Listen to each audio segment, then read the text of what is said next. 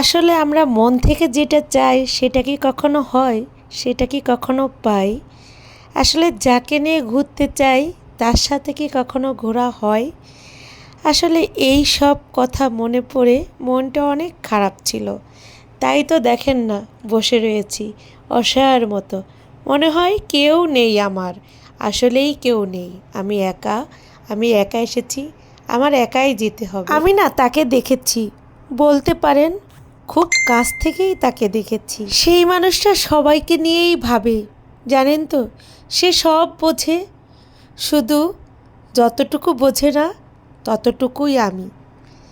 সে সবাইকে নিয়েই ভাবে, কিন্তু তার আমাকে নিয়েই ভাবার সময় হয় না। দেখেন না, সবাই কত সুন্দর করে ঘুরে বেড়াচ্ছে, আর এত মানুষের ভিড়ে আমি এক অসহায় নারী। আমার মনে হচ্ছে আমি একা। আমি নিজেকে নিজের মতো করে খুশি রাখার চেষ্টা করতেছি। আমি নিজেকে নিজের মতো করে মন ভালো করার উপায় খুঁজে বের করি। যদি তুমি তোমার স্বপ্নকে সত্যি করতে চাও, তাহলে প্রথমে তোমাকেই স্বপ্ন দেখতে হবে।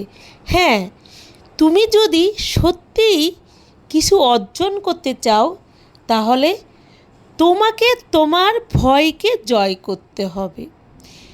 আর তোমার ইচ্ছা শক্তি এবং শক্তিশীল হয়ে তুমি সব কিছুই অর্জন করতে পারবে।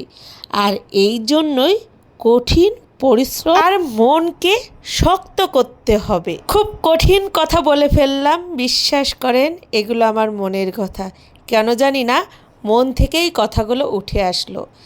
আর হ্যাঁ, সব করতে পারি আমি মনকে ভালো করার জন্য। তাই তো উঠে পড়ে রাখলাম। আর এখানে তো ফটোশ্যুট করা নিয়ে ব্যস্ত, আর এই ফটোশ্যুটের ভিতরও তার নামটা আমার ভেসে উঠছে। কেন জানি না, আবারও বলতে ইচ্ছা করছে, তুমি সব বোঝো, যতটুকু বোঝো না ততটুকুই আমি। কিন্তু কেন এই আমিটা হলাম? তোমার কাছে প্রশ্ন রইল। এক ঘর, এক ছাদ, এক বিছনা, একই সংসার, তারপরও কোথাও যেন মিসিং। অনেক নারী আছে তাদের জীবনে খারাপ স্বামী নেই, তবুও তারা ভালো নেই।